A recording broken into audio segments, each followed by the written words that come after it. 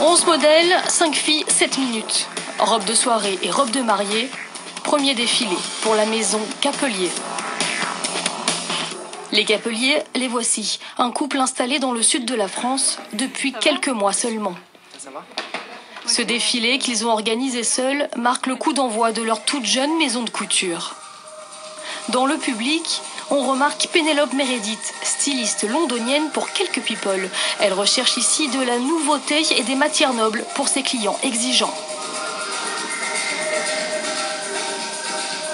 Je cherche toujours les choses différentes pour mes clients. Et la plupart des stylistes à Londres vont toujours aux mêmes choses. Ça fait 5 ans que je connais Nathanaël, depuis qu'on était chez Lanvin. Et j'étais toujours intéressée en ce qu'il allait faire, parce qu'il avait tellement de très bonnes idées, très spécifiques, mais aussi il a le technique super. Loin des habitudes londoniennes et parisiennes, les créations et le savoir-faire du sud de la France attirent. Ah ouais, mettre un bout de dentelle, tu l'as l'échantillon quelque part? Oui, il y a moyen. C'est l'une des raisons qui a poussé Nathanaël et Clémentine à installer leur atelier en dehors de la capitale. Ici, ils créent à deux, ils dessinent ensemble, mais c'est lui qui maîtrise la technique haute couture. L'idée de haute couture, c'est une couture du plus haut niveau parce qu'on travaille des tissus très nobles, donc des soies ou des tissus rares qui sont très difficiles à travailler et qui exigent des savoir-faire particuliers. Idéalement, la haute couture concerne des techniques que les robots ou les machines ne peuvent pas reproduire. Mais loin de la soie et de la dentelle, Nathanaël a commencé sa carrière en tant que maître tailleur militaire.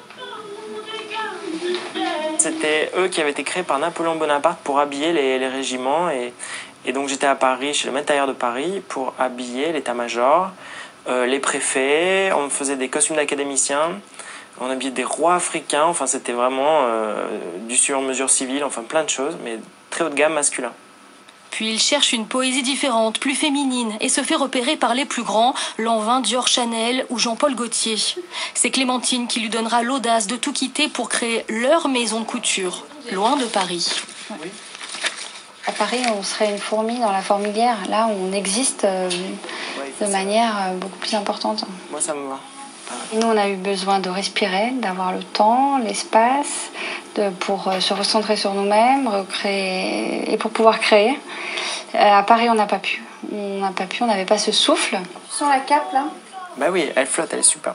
Elle est bien, elle est bien. Ça nous ressemble complètement. C'est à la fois très élégant et très, très distingué, mais moderne.